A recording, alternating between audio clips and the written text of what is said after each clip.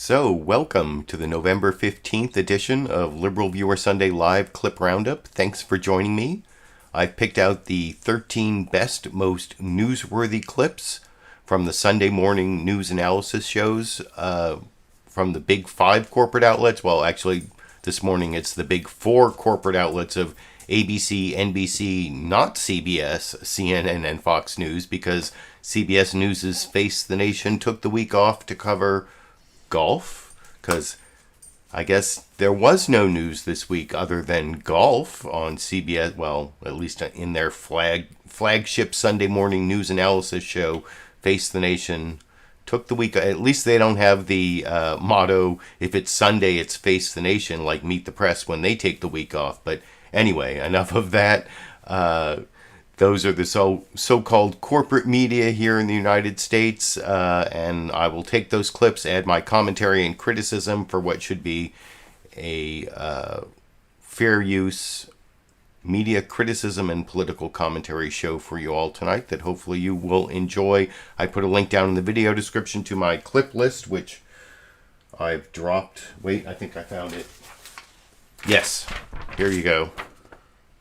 No, that's the wrong clip list. It's from last week. But anyway, there is a link down to my clip list if you want to follow along on my notes. Try to figure out my cryptic notes, figure out what I was trying to tell myself I should say about each of the clips. And you can pretty much figure out who's talking about what subject in each of the clips if you click on that link. Also, the source of all my clips are down in the video description.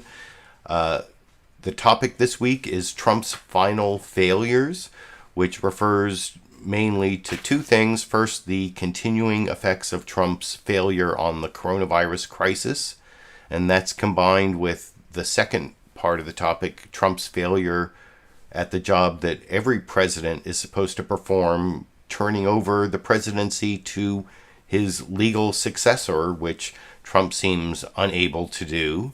And then my political comedy clip this week comes on that second topic, which is Trump's failure to concede his loss of the election graciously and begin the transition to his successor in office, as exemplified in this clip by the crown prince of Trump's legal team, Rudy Giuliani, talking about Trump's bogus lawsuits on Fox News this morning, Sunday Morning Futures with Maria Bartiromo. And in this, he talks about all the supposed fraud that he's going to prove, including supposedly someone who saw a whole lot of ballots that only voted for Joe Biden in Detroit.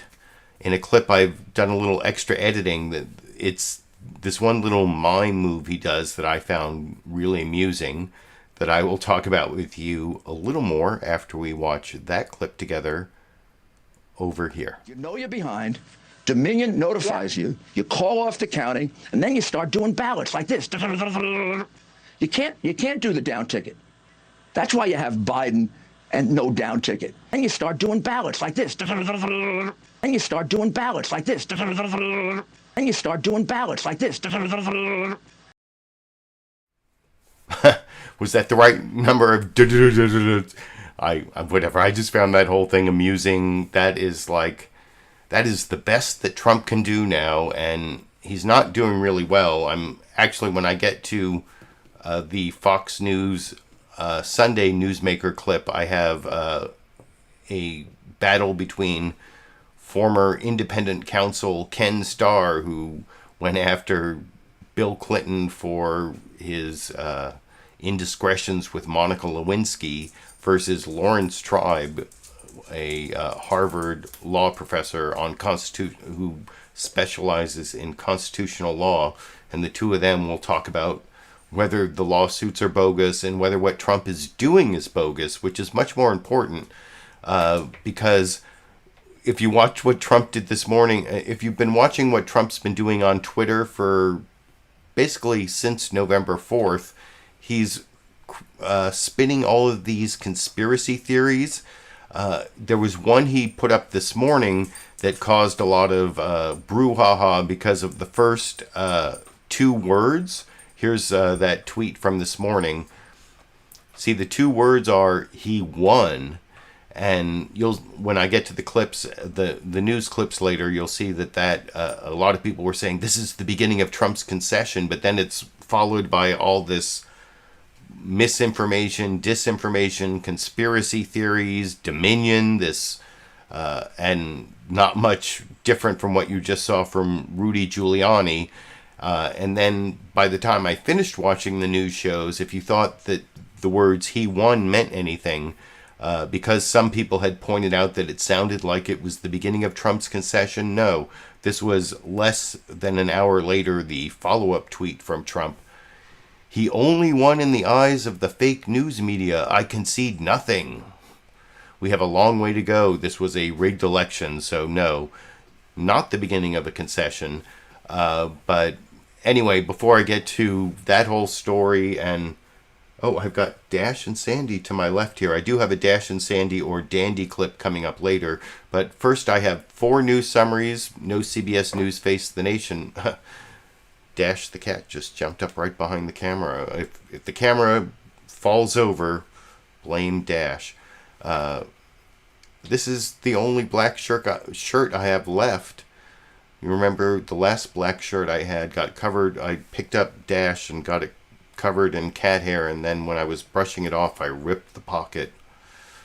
I won't do that again, but I will show you the 4 news summaries from longest to shortest, which means it's going to go NBC, Fox News, ABC, and then CNN. And Fox News, the news summary is almost like it's journalism, but I'll get to that after we watch the NBC News Meet the Press news summary, which... Oh, wait. No, where... I've lost my clip list. Is this it? No. Whatever. I'll find my clip list as we watch the NBC News Meet the Press news summary together, and then I will remember what it was I wanted to say about it after we watch together over here. And a good Sunday morning. Nearly 2 weeks after an Election Day contest won by Joe Biden by more than 5.5 million votes so far, and by a comfortable electoral vote margin, the country is facing 2 interconnected crises. One, the President of the United States refuses to concede the election, claiming falsely that it was somehow stolen. His Attorney General is currently encouraging investigations into voter fraud, despite a lack of evidence that any of his exists. His Secretary of State is suggesting the President will be inaugurated for a second term. Perhaps he was kidding. The President has fired his Defense Secretary and is filling the Defense Department with loyalists, some of whom traffic in conspiracy theories. If this were happening anywhere else, our State Department would be issuing grim reports about the future of that country's democracy. But that country is this country. It's happening here. Making matters worse, the administration is refusing to allow Biden's team access to secure communications and classified briefings, including Operation Warp Speed, which covers vaccine distribution for the exploding COVID crisis. And in fact, this is happening as President Trump is all but ignoring the pandemic, reportedly not having even met with his own coronavirus task force in at least 5 months. The pandemic is at its highest peak yet. In just the last week, 31 states have set records for new cases, and the last 6 states have seen the highest case counts nationwide. In short, President Trump is refusing to acknowledge 2 realities: his defeat and COVID-19. But the virus does not care as it continues its march across the country, doing exactly what experts have long predicted it would do. Whatever happens in the future, who knows which administration it will be? I guess time will tell. But I can tell you this administration will not go to a lockdown. President Trump acknowledging for a moment on Friday that he may not have won the election, even as he continues to refuse to concede. We're moving forward here at the White House under the assumption that there will be a second Trump term. Mr. Trump out of public view for most of the week, but tweeting hundreds of times. Suffered a string of legal setbacks in Pennsylvania, Arizona, and Michigan on Friday as Joe Biden's Electoral College win grew to 306 electoral votes, matching Mr. Trump's in 2016. We had a massive landslide victory, as you know, in the Electoral College. I guess the final numbers are now at 306. We are already beginning the transition we're well underway. President-elect Joe Biden also largely out of public view, but criticizing the president. I just think it's an embarrassment. As Republicans eyeing the coming Senate runoffs in Georgia, where they believe they need to mobilize Mr. Trump's voters, largely rallied around him. President Trump is 100% within his rights to look into allegations of irregularities and weigh his legal options. The election's not over, by the way. The future of America is on the line in Georgia. But by Thursday, cracks emerged as Republicans began to call for Biden to receive intelligence briefings. For me, this is just an issue of saying, let's learn the lesson of 2000 and let's make sure that both sides are prepared. I think it's important that both continue to get those briefings until the Electoral College makes its final determination. Should we need a transition in the future, this would simplify that transition. The leadership vacuum of the lame duck period comes as the coronavirus pandemic is shattering records, with more than 176,000 new cases on Friday. Cases are up over the past 2 weeks in 49 states and D.C. More than 69,000 people are hospitalized, and deaths have risen in 31 states. This surge is much more intense, widespread, and dangerous. It is spreading rapidly everywhere. We're heading towards a cliff. I don't know if the vaccine gets to us before we have horrible things happening here in Wisconsin. More states are issuing new restrictions, including a mask mandate in North Dakota. And on Friday, Wyoming's governor said he is considering one as well. We haven't got our head in the game. We're running around like chickens with their heads cut off. Let's get serious. As the coronavirus continues to spread. I am announcing a 2-week freeze for the entire state. Total lockdown if we don't start to get more serious and follow the rules. You know what's really uncomfortable and annoying? When you die. And as you can see by this chart, the number of new cases has skyrocketed, more than doubling in recent weeks. One person has been predicting this kind of turn in the pandemic since he first appeared to meet the press back on April 26th. Dr. Michael Osterholm said then, we were in the foothills of this crisis and had mountains yet to climb. And if you could see that daily case count since the start of the pandemic, it looks like an ever-growing mountain. Dr. Osterholm is, of course, an infectious disease expert at the university. And so, yeah, that NBC News Meet the Press news summary had both the failures of the Trump administration I was talking about earlier, the failure to transition to the legal winner of the election, which is pretty clear to anyone who can do math and has a brain, as I talked about last week, and then in my even 9-10 days ago, I did a live stream 24 hours before the networks called the election for Biden. I put up a Biden wins video because I could do the math. And it looks like Biden, as you saw in that NBC News Meet the Press news summary, it looks like Biden's going to end up with 306 electoral votes, the same number of electoral votes Trump got in 2016 that he called a landslide. And by the way, I found my clip list. It just like fell forward and underneath my table. I was looking over on the sides here, but it like fell forward. But I found it. I've got my clip list. It was not taken by the Illuminati or QAnon or whatever you were all talking about down in the video description. Or in the comment section, but I saw Matthew pointed out that the clip list is in the video description. But no, I need it on paper so I can like look at it, and you can see Chuck Todd said 2 weeks post-election, and there are these two crises. The two crises I talked about, NBC News Meet the Press talked about the COVID crisis and the lack of concession transition crisis. Trump undermining our democracy, which is ridiculous. But also, there was a really disturbing graph at the end there. I mean, NBC News Meet the Press spent significant time covering how bad things are getting on COVID, but I don't know if you noticed this screenshot here.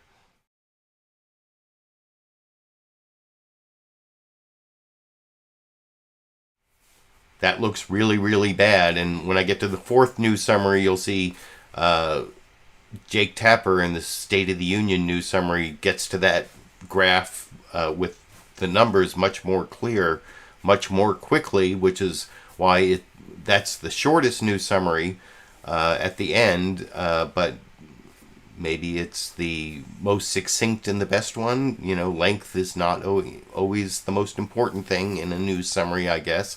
But there was a lot of detail there from Chuck Todd, which I appreciated. This next news summary, there's this weird switcheroo that is going on with Fox News this week. Usually I say that Fox News, in their news summary, they leave out some important fact, and then Chris Wallace, when he's cross-examining one of his newsmaker guests, he brings up that topic that they forgot to mention or forgot to highlight in the news summary. This week, it's the total opposite. They talk about the coronavirus. They talk about the bogus fraud claims that Trump is making in his litigation. Pretty clearly, you'll see David Spunt reporting from the Trump campaign, even talks about the bogus tweet here that I talked to you about earlier, and all of that's there. And then later, when I get to clip number 10, the Ken Starr versus Lawrence Tribe clip, Chris Wallace actually plays down the fraud claims Trump is making that undermines our democracy, and frames it just as like litigation, like anyone has a right to sue. Then the courts decide what the truth is, and not looking at the damage that the president does by making these saying Dominion voting is, there's a link down in the video description to the entire Rudy Giuliani interview on Fox News this morning, and it's just 12 minutes of wall-to-wall conspiracy theories. The Dominion voting software owned by Venezuelans, which, no, it's not owned by Venezuelans.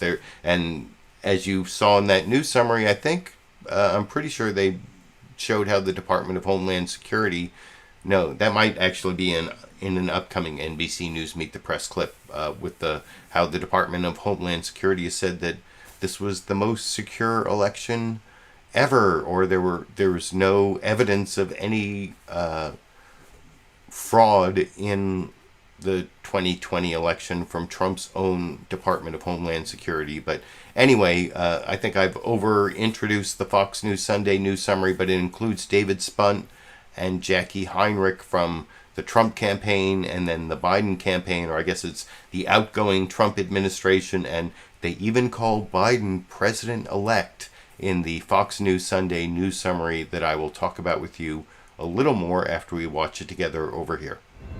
And hello again from Fox News in Washington. The coronavirus is coming back with a vengeance, with every state in the nation now reporting increases. President-elect Biden has urged President Trump to do more to confront the crisis, calling the federal response woefully lacking. On Friday, Mr. Trump broke his recent silence on the pandemic to promote progress on a vaccine. But he still refuses to concede the election or coordinate with the Biden team. In a moment, we'll speak with the co-chair of the Biden Coronavirus Task Force, former Surgeon General Vivek Murthy. We begin this hour with Fox team coverage. Jacqui Heinrich is tracking the president-elect in Delaware. But let's start with the thousands of Trump supporters in the streets of Washington this weekend. David Spunt has that story from the White House. David. Chris, good morning. Just this morning, when referring to President-elect Joe Biden, President Trump tweeted, quote, "He won before falsely claiming the election was rigged. Still no formal concession from President Trump, and the Trump faithful will not give up." On his way to the link Saturday morning, the president drove through a crowd from across the country who came to the nation's capital to show their support. Thousands marched from Freedom Plaza near the White House to the steps of the Supreme Court, an outlet to voice frustration with the election results. This is the United States of America. We're free and you're not taking it from us. Demonstrations continued into the night as far-right and far-left groups clashed. After a week hiatus from public remarks, on Friday, the president announced a vaccine would be available to the majority of Americans by April, but much sooner for those in need. The vaccine will be distributed to frontline workers, the elderly, and high-risk Americans immediately. It will be a matter of weeks. Get out very, very much ahead of schedule. The announcement comes as the Washington Post reports at least 130 Secret Service agents assigned to the president have contracted COVID-19 or are quarantining as a result of exposure. On Saturday, President Trump took another crack at a COVID relief bill as infections rise nationwide, and his time in the White House appears near an end. The Trump campaign continues to file legal challenges, though none have made a difference when it comes to the election outcome. Chris? David Spunt reporting from the White House. David, thank you. Now, let's bring in Jacqui Heinrich in Wilmington. Jacqui. Chris, President-elect Joe Biden has more than 4 decades worth of friends in Washington lining up for jobs in his incoming administration, and the jockeying has begun. But more than a week after his projected win, the General Services Administration still hasn't unlocked access to funds, agencies, and information needed to reach full speed. Are you any closer to making a cabinet decision? Yes. Expectations are rising for President-elect Biden to announce his Secretary of State, and sources tell Fox News former National Security Advisor Susan Rice is being pushed by former President Barack Obama. Rice, already vetted as a member of Biden's VP shortlist, brings institutional knowledge and clearances that could blunt the impact of a delayed transition. But she warned of growing peril in a Saturday op-ed, writing, "Without access to critical threat information, no incoming team can counter what it can't see coming." Rice may face a confirmation hurdle in the Senate and has competition in former Deputy Secretaries of State Tony Blinken and William Burns, also Senator Chris Coons, who's actively vying for the job. But Team Biden is also foot-tapping over lost time engaging with federal agencies about coronavirus, especially with respect to testing and potential vaccine distribution plans. And they're considering legal action if things don't change soon. We're not interested in having a food fight with the GSA administrator or anyone, really. Biden's transition team says they are on schedule, chipping away at nearly 4,000 appointed roles to fill. But this week, they're opening some applications to everyday Americans. Chris. Jacqui, thank you. And joining us now, Dr. Vivek Murthy. I won't have Vivek Murthy, the former Surgeon General clip, but I will have, like I said, a Ken Starr versus Lawrence Tribe clip coming up. But like I said before I showed that Fox News Sunday news summary, I think Fox News in their news summary was pretty fair and balanced for once. And the one thing they didn't report on, that if you've been watching Trump's Twitter feed this week, he's like gone all out against Fox News. A lot of people are hypothesizing that Trump is going to start his own media company, a digital media streaming company to compete with Fox News. He's told people like Fox News is like done and they should be watching Newsmax and OAN. I saw people talking about that in the live comments along the way. And this next news summary is from ABC's This Week with George Stephanopoulos, where they covered the same news, coronavirus and Trump's failure to concede the election. But then Martha Raddatz and the ABC News people go off on this weird tangent that sometimes news people go and try to let's figure out what's going on inside the heads of the crazy Trump people. So they go to Youngstown, Ohio, and you'll see, I'm not going to show you the whole thing, where I'm going to show you the beginning of the 3-person panel in Youngstown, Ohio, where Martha Raddatz talks to 3 Trump supporters why they believe the election's been stolen. And I'll show you the first guy, and I won't go all the way through to the third guy, where punchline, he's a black Trump supporter. They actually found a black Trump supporter in Youngstown, Ohio, and then they find this woman later who they all believe Trump won, and it's a big conspiracy, and why ABC gave like 5 to 10 minutes to those crazy people, I don't know. Although they then found some Biden supporters who lived across the street from the Trump supporters. And anyway, I mercifully stopped the ABC News This Week with George Stephanopoulos news summary before they go off on that, like, inside the mind of the crazy Trump people tangent in this clip. This week, 306 to 232.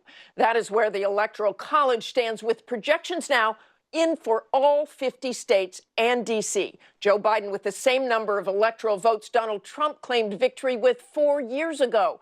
At the time, Trump called it a landslide. And as we come on the air this morning, after refusing to accept the results, the president seems closer to admitting he lost. Trump tweeting that his opponent won because, quote, the election was rigged. But he did use the word won, although he has not conceded, and the president continues to spread falsehoods without evidence. It comes as his administration stalls the transition process. A growing number of Republicans have come out in support of Biden receiving the intelligence briefings traditionally afforded to presidents-elect. Trump's actions have the potential to affect the country long after he leaves office, whether he admits defeat or not, likely to make it harder to bring together a nation Joe Biden has promised to unite. While the president-elect has been calling for unity, this election is over. It's time to put aside the partisanship and the rhetoric that designed to demonize one another. It's not going to be easy, as the president refuses to concede and continues to inflame his 70 million-plus voters with the false message that the election was rigged. I will never accept Joe Biden as president. I mean, if that's your question, that's my answer. I just don't believe that he's right for our country. You think Donald Trump has won? Absolutely, I do. I mean, for me to believe that Joe Biden got 78 million votes, got the most votes of any president ever in the history of voting, I find that very hard to believe. That's never going to be accepted. It's never going to be accepted. On a quintessential late fall afternoon in a middle-class neighborhood in Youngstown, Ohio, I talked to Gino DeFranco. And you see that last guy has a Newsmax hat on. What could be a better epitome of the Trump transition to his right of Fox News media company than being supported on ABC by some guy with a Newsmax hat? But you saw Martha Raddatz was talking to 3 guys in chairs there, and the third guy was the punchline black Trump supporter. But like I said, I pretty much pre-criticized that clip before I showed it, and down in the link in the video description, you can watch the entire ABC News This Week with George Stephanopoulos episode from this morning if you want to see how ABC got into the mind of the Trump crazies even more than I showed you, which I think I showed you more than enough of that type of thinking. I'm going to show you the final news clip, the shortest news clip. This is Jake Tapper. I think he, even though he had the shortest news summary, he told us the State of the Union this week, which is, this is a dangerous place for the King Crimson fans out there. This is a dangerous place. No, we're in a dangerous place. And then he covers the 2 things that I have been talking about as Trump's failures, the coronavirus crisis, the failure to concede the election. And as I promised when I talked about the NBC News Meet the Press news summary with this graph, that's a pretty scary graph, but it comes up much sooner in the CNN State of the Union news summary, and you can see the numbers more clearly showing that we're in a place that's worse than any place that we have been as a country in the United States in the number of coronavirus cases. And you'll also see that the Washington model says that by March 1st, we're going to be up to, 430,000 dead Americans. We're around 230,000, or I think it's 239,000. So between now and March 1st, another 200,000 dead Americans, almost twice as many have already died. It's pretty damn grim, and it's in the shortest but maybe the best of the news summaries from CNN's State of the Union this morning. Jake Tapper, which I will talk about with you a little more after we watch it together over here. Hello, I'm Jake Tapper in Washington, where the state of our union is in a dangerous place. There is no denying it. The coronavirus is surging across the United States. New cases have now topped 100,000 for 12 days in a row. On Friday, the U.S. saw the highest daily count since the pandemic began, with more than 184,000 new cases on that one day.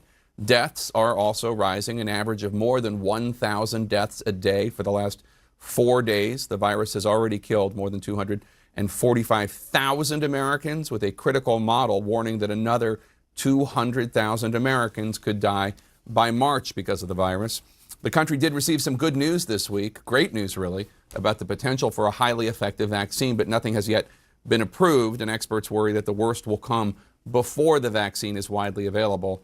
Making this moment even more potentially perilous, the President of the United States, who this morning tweeted, quote, "He won because the election was rigged." And then the president listed a bunch of conspiracy theories and lies and non sequiturs. The president is still refusing to allow the Biden transition to begin, even in critical areas such as national security or the fight against COVID-19. Instead, the president is spreading disinformation, and he's playing golf, and he's cheering on thousands of supporters who gathered in Washington, D.C. on Saturday to protest the election results based on the lies that the president and far-right media are spreading. Unfortunately for President Trump, this state of denial wins him exactly 0 electoral votes. Joining us now, a vital member of the president's coronavirus task force, the director of the National Institute of Allergy and Infectious Diseases, Dr. Anthony Fauci.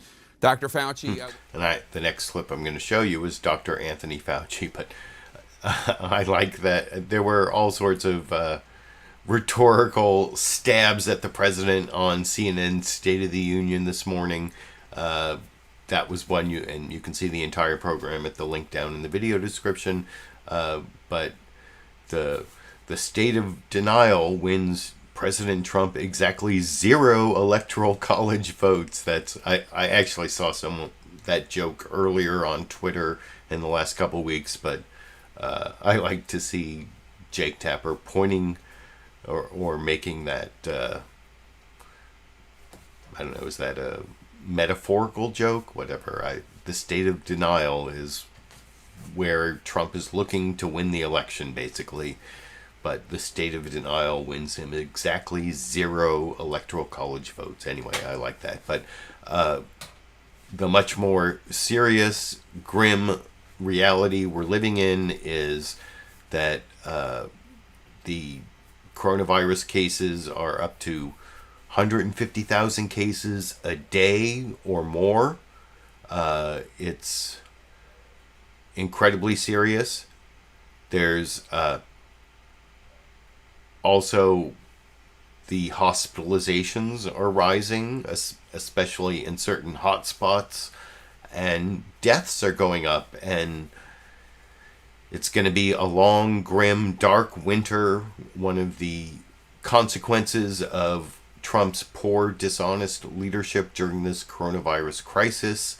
That's the topic of my live stream, Trump's final failures, and the coronavirus failure is definitely one of them. Jake Tapper followed up that introduction with an interview with Dr. Anthony Fauci, which worth watching the whole thing. I cut out the beginning part where Jake asked really probably the most important question, like, what can we do? What can we do? We're screwed. What can we do to make us less screwed and less likely to have 200,000 people die in the next 4 months to, follow through on that University of Washington model that says 440,000 deaths by March 1st.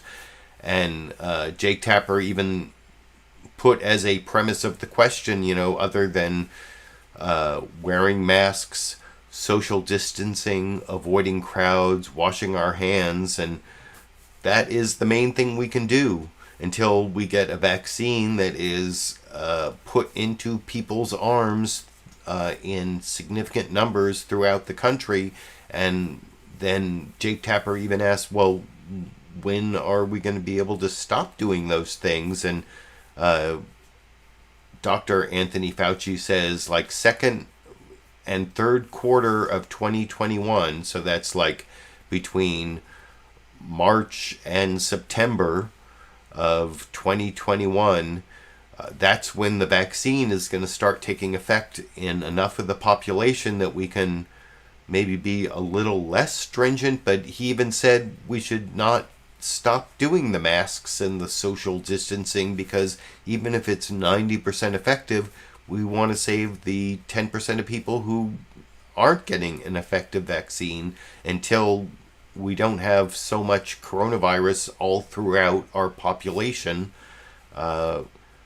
And anyway, that's what's in the clip before what I'm going to show you, which is where Anthony Fauci answers some questions about Trump's failures, his failure to transition, his failure to attend coronavirus task force briefings. And anyway, that's the clip I'm going to show you and then talk about with you after we watch it together over here. President Trump's administration is refusing to acknowledge reality. They're blocking the transition process with President-elect Joe Biden's team, including any transition related to fighting the pandemic.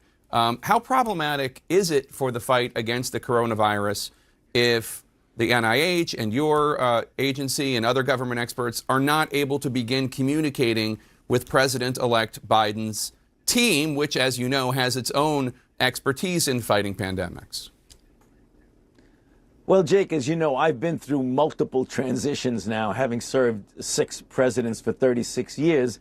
And it's very clear that that transition process that we go through, that time, the period of measured in several weeks to months, is really important in a smooth handing over of the information, as well as it's almost like passing a baton in a race. You don't want to stop and then give it to somebody. You want to just essentially keep going. And that's what transition is. So it certainly would make things more smoothly if we could do that. So just as a public health measure, you think it would be a good idea if your team would be able to work with the Biden-Harris transition team right now, just in terms of what's best for the public health of the American people?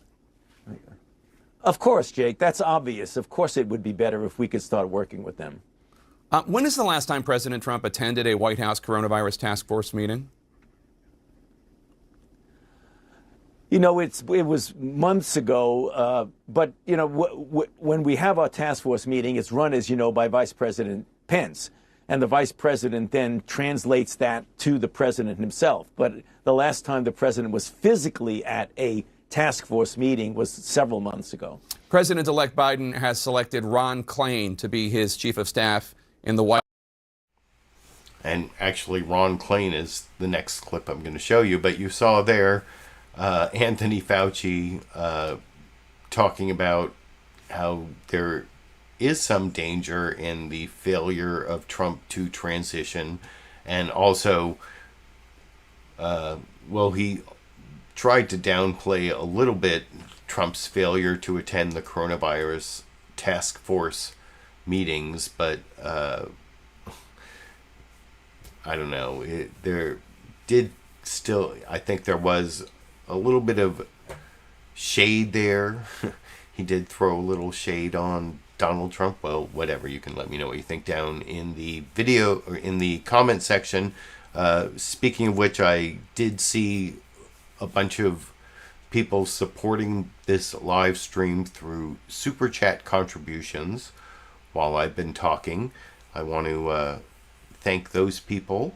Show this screen capture.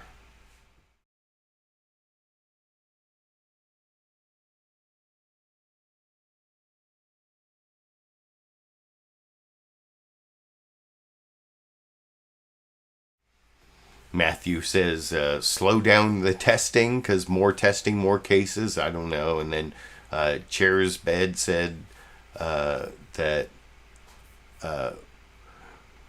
we should consider Biden's win a landslide, 306 blowout, historic, because of course that's what Trump said his own electoral college win in 2016 of the same number of votes.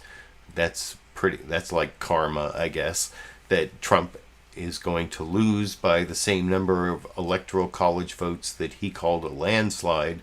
He lost even more of the popular vote, which of course he never even acknowledged losing that. But anyway, I appreciate Kevin Barry, Matthew, Nelson 100, Chair's Bed, and Lulu Girl for giving those super chat contributions. That's one of the ways that people can support my live stream financially. There's some links down in the video description to my Patreon page where you can become a monthly patron, or there's also a link down to PayPal where you can give a one-time contribution at the $5 level. I send out these hashtag LiberalViewer weatherproof vinyl stickers.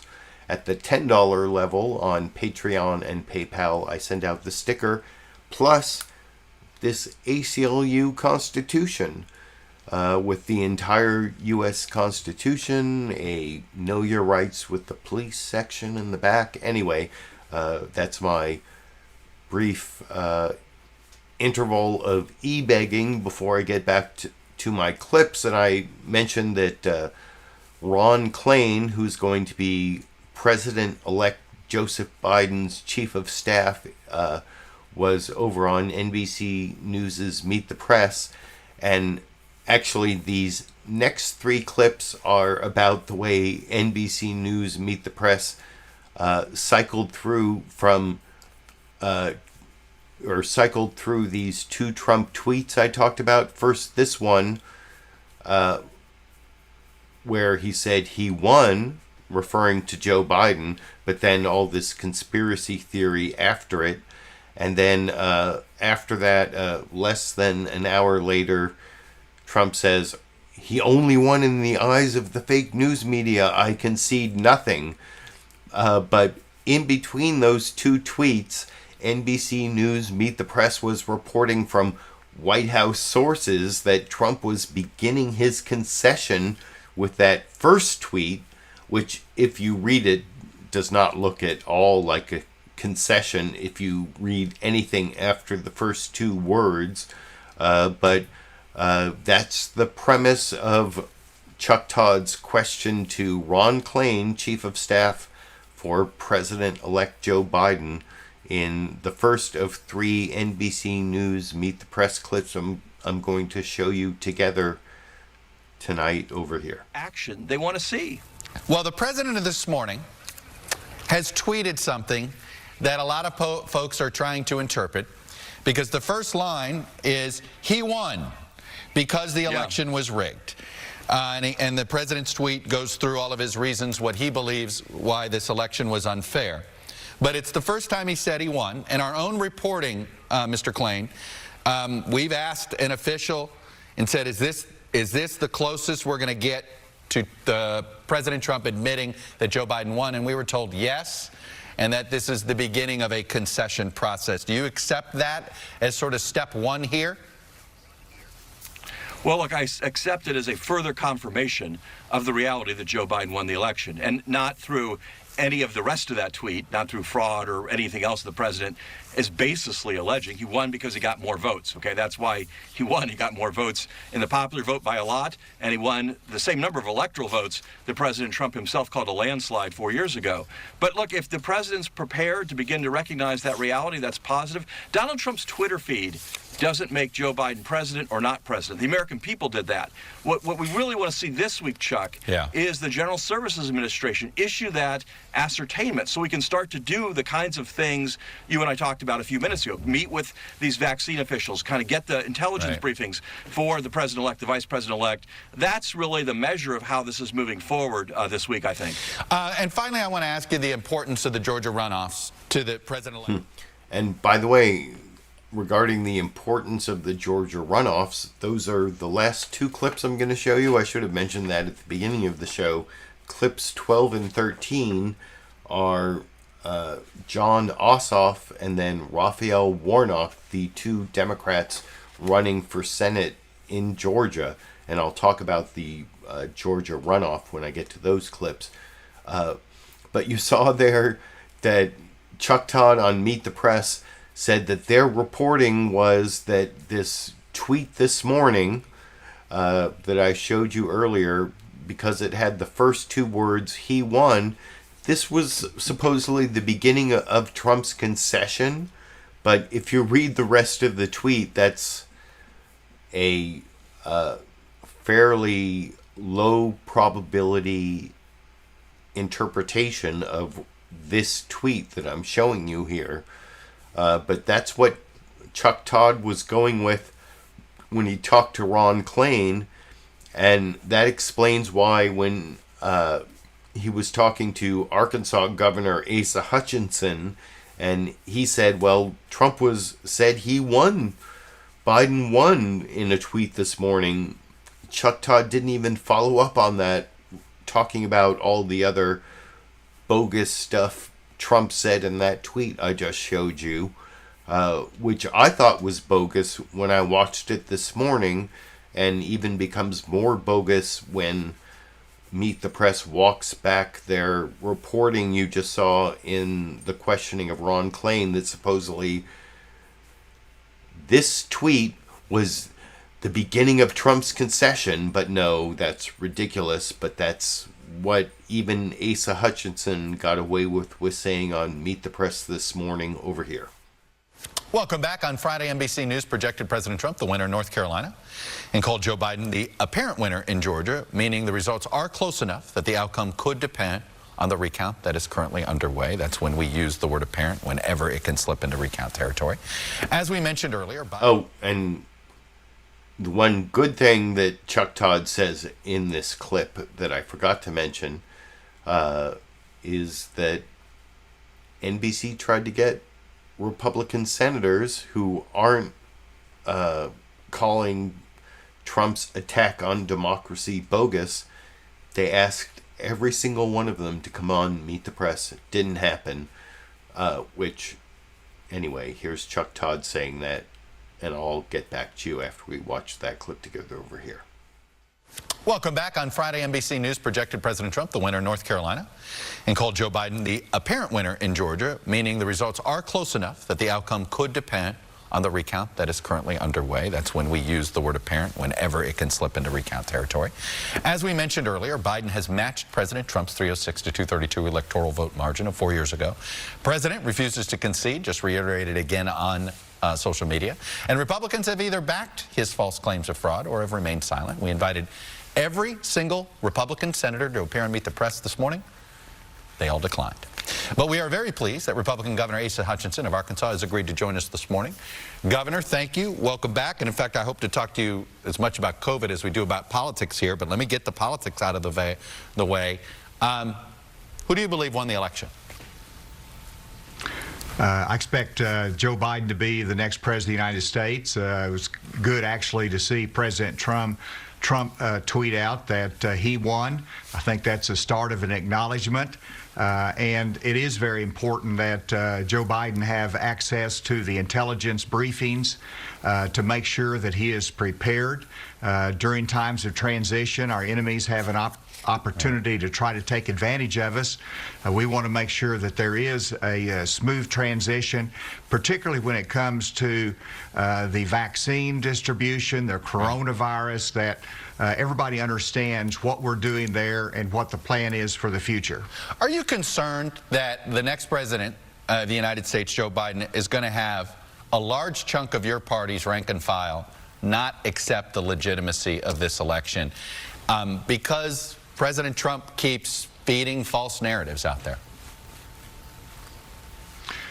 So Chuck Todd did talk about false narratives in his follow-up question to Asa Hutchinson, but he did let him get away with claiming that this tweet where the first words are "he won" is a concession, which, as I showed earlier, that was the NBC News reporting, which apparently is the responsibility of NBC News reporter Carol Lee, who, I don't know, does Chuck Todd throw under the bus in this next clip I'm going to show you, where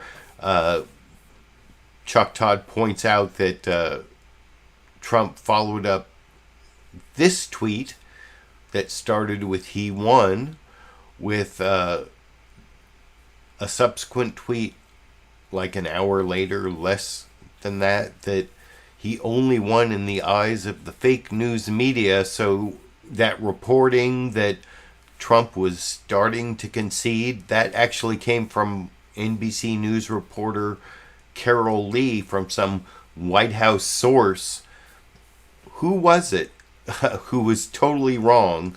They never tell you, but anyway, that's what is the final NBC News Meet the Press clip I want to show you in this 3-clip continuation as to NBC saying Trump is conceding. No, he's not conceding over here. Carol Lee, I'm going to start with you because you were doing some reporting in real time. I'm asking Ron Klain questions about your reporting in real time. And as soon as we're done, the president puts up this tweet. So we were told that the "he won" might be the beginning. Well, no. He says, "He won in the eyes of the fake news media. I concede nothing. We have a long way to go. This was a rigged election." So I guess for 10 minutes there, we thought the president was beginning the concession trail. I guess he concedes nothing, Carol.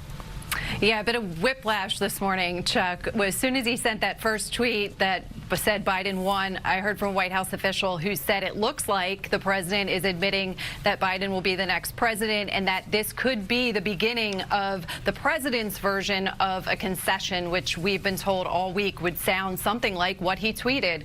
And then 90 minutes later, the president comes out with this other tweet saying, "We will win," and then going on again to make these accusations that are unfounded. And the same White House official said he doesn't believe that, but this is where we are. And, you know, we've heard that from a number of officials that the president is not necessarily fully dug in privately on his belief that this is something that he can actually turn around, but he's fundraising off of this. That's part of potentially what's motivating him. And what aides have been saying to him is they don't even use the word concession, Chuck. They call this a conclusion. So when they talk to him, they say, like, well, maybe we can get to this conclusion. And the conclusion that they've been proposing to him in recent days is something like what he tweeted. He'll never admit that he actually lost fair and square. And then he'll say he's running again in 2024. And that is designed to keep the money flowing, to keep him relevant. It boxes out a lot of Republicans. But when he gets to that point, officially, formally, and it's consistent, we just don't know. And clearly today doesn't seem to be the day. Al Cardenas, it's one.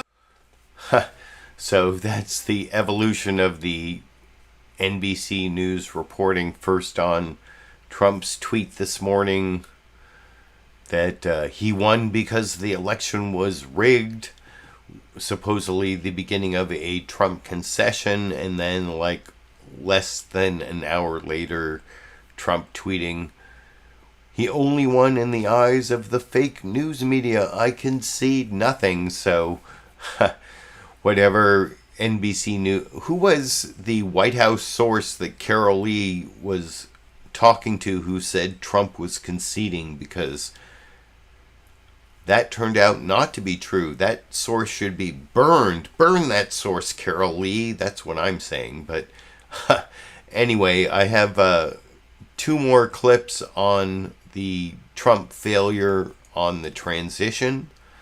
The next one I talked about earlier. This is Lawrence Tribe, Harvard law professor, versus Ken Starr, who is famous for looking into Bill Clinton's sex life and his affair with Monica Lewinsky.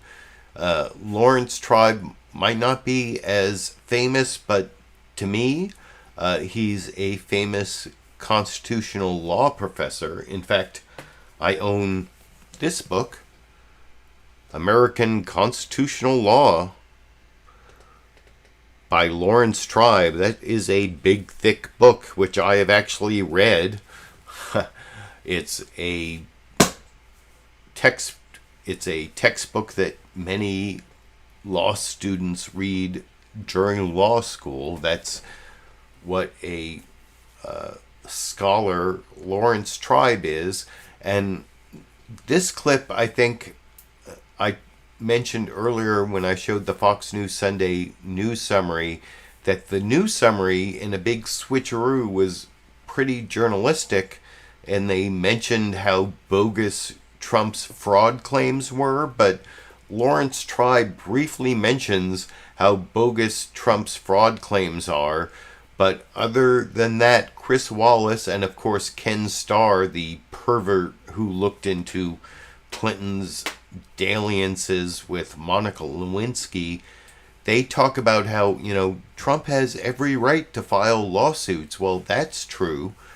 Anyone has a right to file a lawsuit, but if you make allegations in that lawsuit of fraud and they turn out to be bogus, well, that's somewhat unethical and immoral. And if you're the president of the United States and you allege that our democracy is rife with fraud and there's nothing underneath those allegations that are true, well, that's a lot more than pursuing your legal rights, which is what Ken Starr says. And anyway, Lawrence Tribe, to some extent, refutes in this Fox News Sunday clip I will talk about with you a little more after we watch it together over here.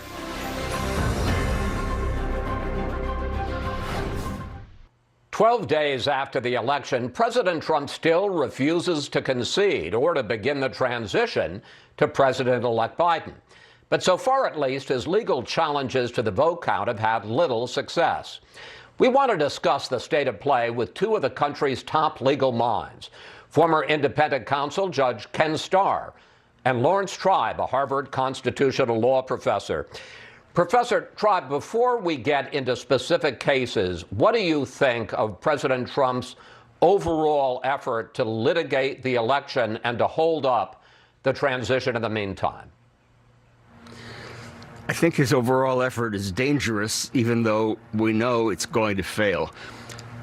The Republicans themselves know that President Trump's claims that Biden's votes were fraudulent are without merit, because if those claims were true, then those Republicans, too, would have been elected fraudulently or mistakenly, because they were the same ballots. Now, if we know that Trump is going to lose in the courts, and we do, why should we care? The reason we should care is that he is undermining democracy, because there are millions of people who will believe him, even though there is nothing in his arguments and no evidence to back them. Let me bring in Judge Starr. A Department of Homeland Security committee of federal, state, and local officials issued a statement this week. I want to put some of it up on the screen. They called the election the most secure in American history and said there is no evidence that any voting system deleted or lost votes, changed votes, or was in any way compromised. Judge, what do you think of the president's effort to hold up the transition while he litigates the election vote counts? It's a very important process, and what we've just heard from the distinguished Professor Tribe, I think, gives new meaning to rhetorical hyperbole. Our system is designed to check. Let's check it out. And a lawsuit was filed just on Wednesday in Michigan. Let's let this process run. A lawsuit was just filed by the legendary Lynn Wood in Georgia. Don't mess with Lynn Wood. Let's find out. In the United States, we allow the jury to hear all the evidence, and that's what's happening right now. don't rush to judgment. It's important, especially given the fact that so many tens of Americans feel right now disenfranchised. So let's get the facts in, allow this litigation to run its course, just as in Bush v. Gore, it ran for 37 days. Okay, Judge Starr, it is now 12 days since the election. What is the best single case that you think the Trump legal team has out there, and would it be of a sufficient dimension? Would it switch enough votes in that one state to overturn the vote count and the electoral vote in that state? Well, let's just take Michigan, the lawsuit that was filed. And then they go on talking about the lawsuits, but like I said before I showed that clip, it's not about whether Trump has a right to file a lawsuit. Anyone can file a lawsuit about anything, and there's like no account. I mean, if you file a really frivolous lawsuit, you might have to pay the costs of the person you're suing, but even that isn't true in a lot of jurisdictions. But it doesn't even really address the undermining of our democracy that you see in Trump's tweet this morning here about even where supposedly he said Biden won, but then this whole thing about the radical left privately owned company Dominion, and then when he claimed no concession, I concede nothing, rigged election. None of that is about Trump's right to file a lawsuit. It's about the way he's undermining our democracy. And in this next clip, well, first you see Jake Tapper showing the way that Alexandria Ocasio-Cortez is throwing shade on Joe Manchin. If you watched my Sunday live stream last Sunday, I showed clips of both AOC and Joe Manchin and talked about the split between the two of them and how Joe Manchin, even if the Democrats win back the Senate on January 5th with the two contests in Georgia, and those are the clip after next and the clip after that I'm going to show you about the Georgia runoff. But this clip is about whether there's a split in the Republican Party at the beginning, but then Jake Tapper asks Bernie Sanders about what Trump's doing in this tweet and then this tweet, and Bernie Sanders, as this is what we love Bernie for, he tells the truth. He says Trump has undermined our democracy more than any U.S. president in modern history, in U.S. history. You can let me know what you think after we watch that clip together over here. Throwing shade at moderate Democratic Senator Joe Manchin after he criticized a, quote, crazy socialist agenda. How might this ideological struggle impact the Biden administration? Here to discuss, Independent Senator Bernie Sanders of Vermont. Senator Sanders, it's great to see you again. Glad you're doing well. Before we get to that, President Trump is still refusing to accept reality and concede the election to President-elect Joe Biden. How worried are you that he could actually try to stay in power beyond January 20th? What level of threat do you think the lack of progress on a transition poses to the country? Well, I am less and less worried about it because as more and more victories state by state are confirmed for Biden, I think public support in any way, shape, or form for the president is now going down. But I will say this, Jake. Trump will have the distinction of doing more than any person in the history of this country in undermining American democracy. The idea that he continues to tell his supporters that the only reason he may have lost this election is because of fraud is an absolutely disgraceful, un-American thing to do. And I would just hope to God that he has the decency in him to man up and say, you know what, we fought hard, we lost the election, good luck to Joe Biden, I love America.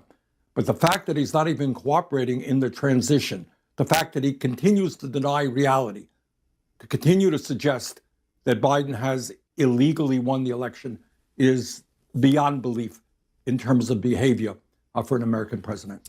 Yeah, it's crazy, and it's based on nothing. The Trump administration says it plans to distribute...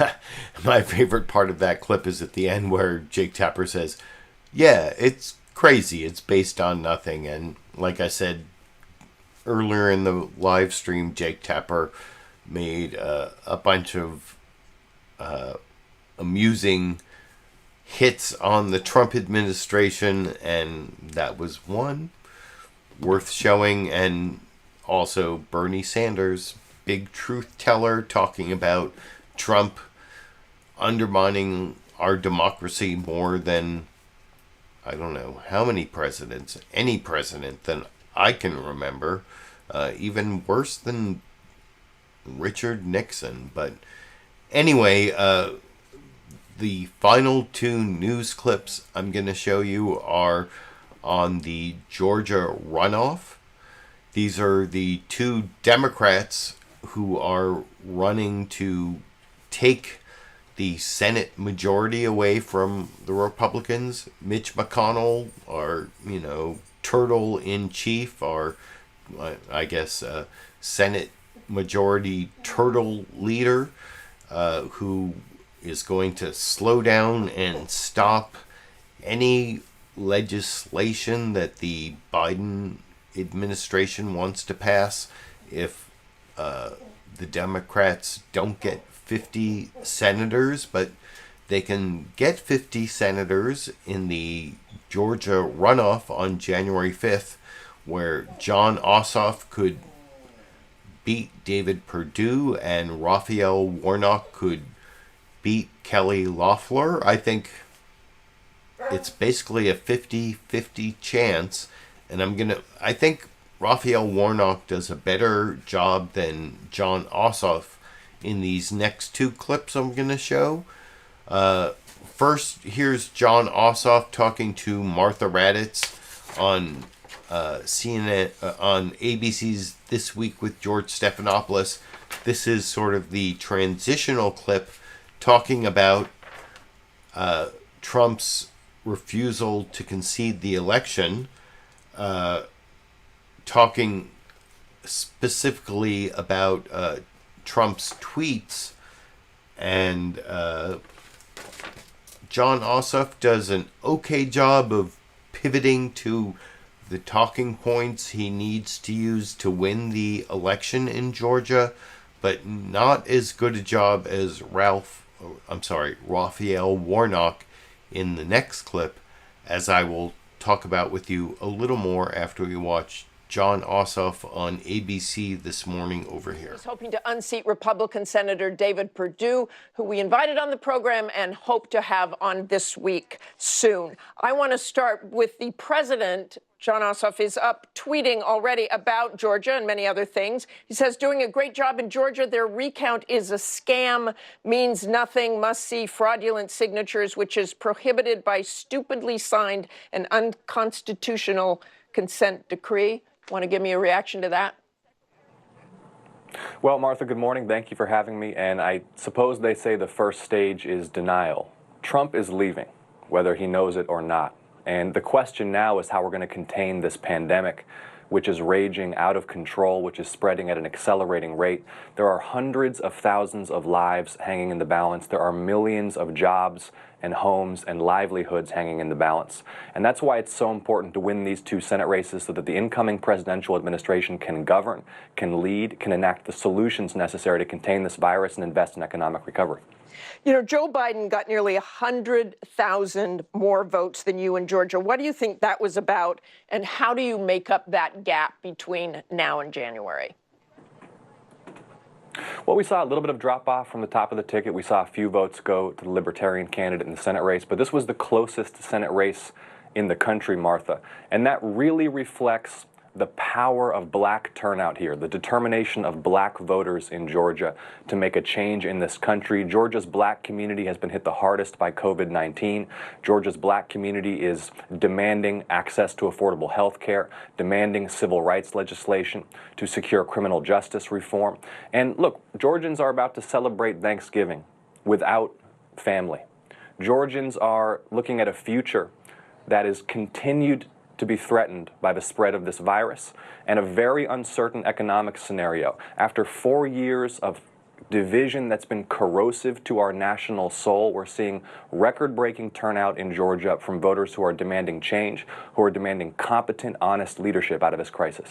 And yet your opponent, David Perdue, outran you by 90,000 votes, nearly matching President Trump's vote total. Now, you saw Martha Raddatz in that last clip ask John Ossoff about undervotes, how Biden got more votes in the presidential election than John Ossoff got in the senatorial election, which, if you remember my political comedy clip where, well, here, I'll play it for you again, where Rudy Giuliani is claiming that people who, there's something nefarious about people who vote for president, but not the downvote ballot. And the thing is, that happens in every election. There are some people, like low information voters, who only vote for president. But here's Rudy again. You know you're behind. Dominion notifies you. You call off the counting, and then you start doing ballots like this. You can't do the down ticket.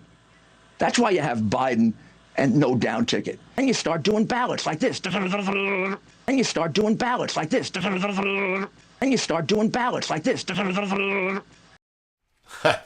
Okay, that's enough Rudy Giuliani, but you get my point that there is often a discrepancy between people who vote for Senate and people who vote for president, and that's what Martha Raddatz was pointing out in her questioning of John Ossoff. And so I wanted to bring that back to the first clip I showed you. But John Ossoff did an okay job of the pivot. That's what you're supposed to do when you're a candidate. It doesn't matter what the question is. You want to give the answer that most promotes your candidacy. And I think John Ossoff did a good job in that last clip, but Raphael Warnock talking to Jake Tapper in this next clip, where Jake Tapper's cross-examining him about how, like, back in the 90s when he was a youth pastor, the church he was involved with did some sort of event with Cuban dictator Fidel Castro, and you'll see Raphael Warnock not only distances himself from Castro, but in the follow-up question, his answer, do you understand why people who, might not like Castro as a tyrant, his answer is, I am the embodiment of the American dream.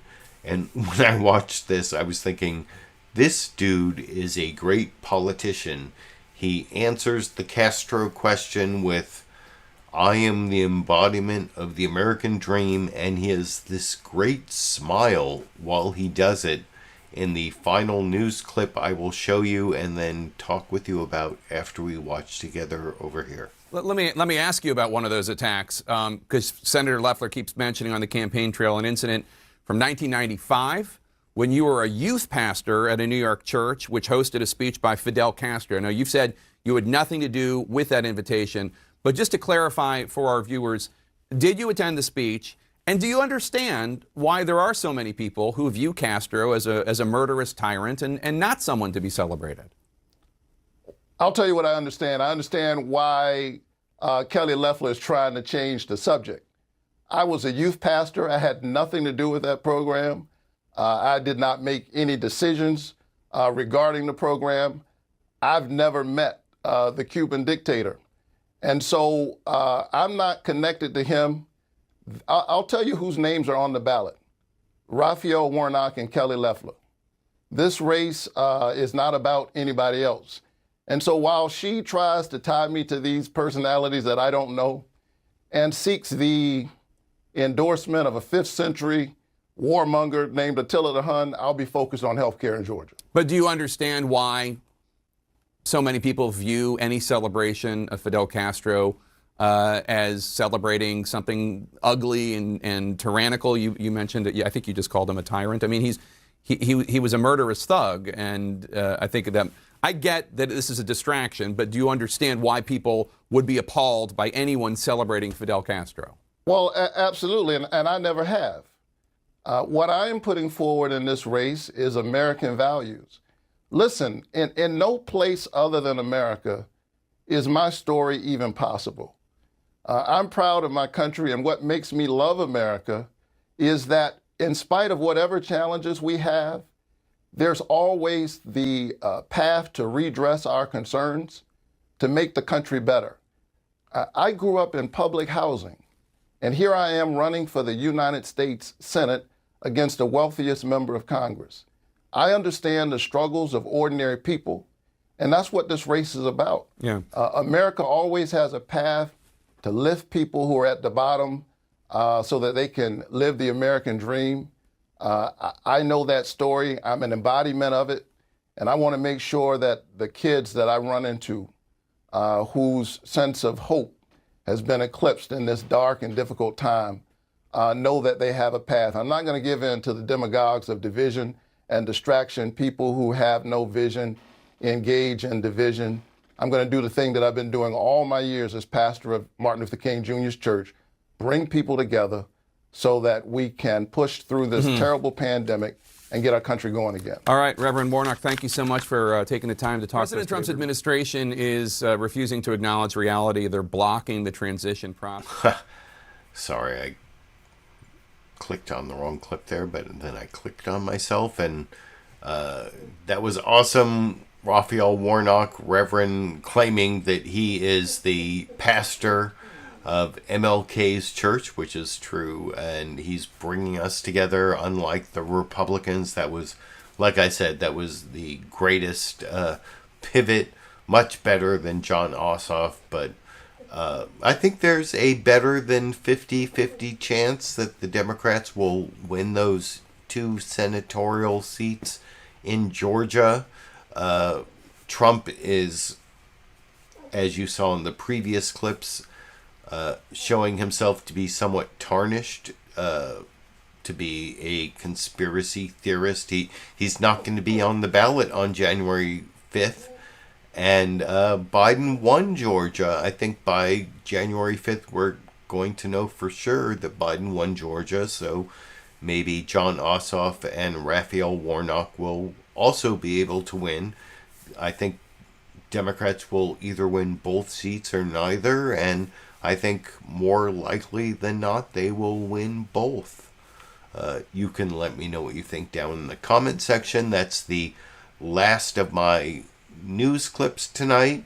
I don't know if you can hear Sandy whining off in the distance there, but I did record a Dash and Sandy or Dandy clip early this morning. You know, I spend like 8 to 10 hours a day or a Sunday, every Sunday for the last 395 Sundays. That's over 7. I said 7 because it's over 7 years of Sundays. I start off at like 6:30 a.m. every Sunday and watch all the shows, decide on the clips, capture the clips, process them, get them ready, and then add them to my commentary and criticism. Well, that's what I've done this Sunday and every Sunday. And when I start early in the morning, sometimes I capture the Dash and Sandy or Dandy clip, where This is early in the morning where I fed. You can hear a lot of Dash vocalizing, and then I feed Sandy, and then at the end I give Dash the cat one piece of dog food, and I don't know why Dash the cat loves dog food so much, as you will see in the end of the Dash and Sandy clip over here.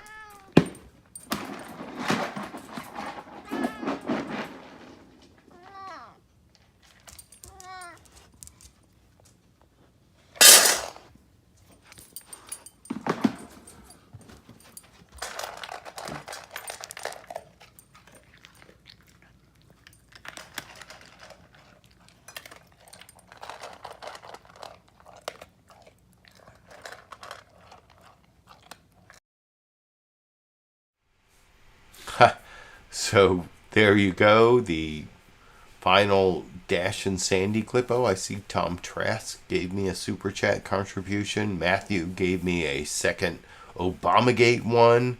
Shares Gallagher from the Netherlands stayed up late and watched the live show. Thanks for all the super chat contributions, the live show commentators.